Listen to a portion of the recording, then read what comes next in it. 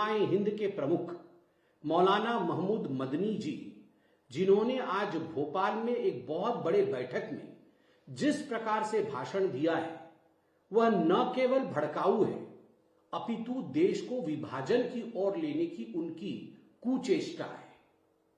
उनका कहना कि जिहाद होना चाहिए, जब जब जुल्म होगा तब तब जिहाद होगा, मुझे लगता है यह बहुत ही अनुचित शब्द है, बहुत ही अनुचित वाक्य है।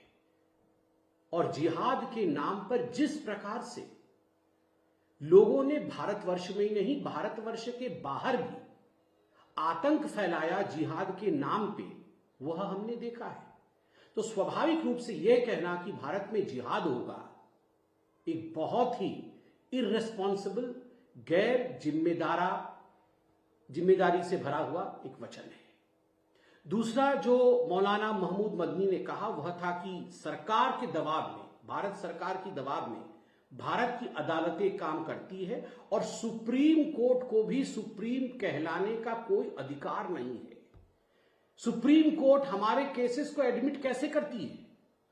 सुप्रीम कोर्ट 3 तलाक पे सुनवाई कैसी करती है? सुप्रीम कोर्ट मंदिर मस्जिद वाले विषय पर सुनवाई कैसे करती है? इन विषयों पर बोलते हुए मदनी साहब ने कहा कि सुप्रीम कोर्ट को भी सुप्रीम कहलाने का कोई अधिकार नहीं है।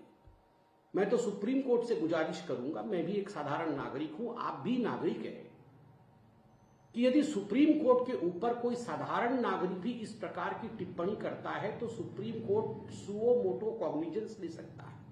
बड़े दुख के साथ मुझे कहना पड़ रहा है कि मौलाना मदनी जी ने भोपाल के अपने उस भाषण में यह भी कहा कि जो मुर्दा कौमें हैं वो झुक जाती है, वो सरेंडर कर देती है, और जो जिंदा कौम है वो आवाज उठाती है, वो आंदोलन करती है।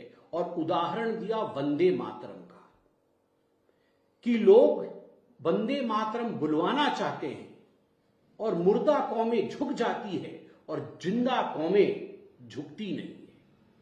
मैं मदनी साहब को याद दिलाना चाहूंगा और कहना चाहूंगा कि मदनी साहब, वंदे मातरम किसी धर्म का नहीं है। वंदे मातरम इस मिट्टी का सुगंध है, हिंदुस्तान का सुगंध है वंदे मातरम। हिंदुस्तान की वह बोली है, मां भारती की वह बोली है वंदे मातरम, जिस बोली को अपनाते हुए न जाने कितने असंख्य लोगों ने अपना बलिदान दिया ताकि आज हम स्वाधीनता के सांस को, स्वाधीनता के वातावरण में हम सांस ले सकें।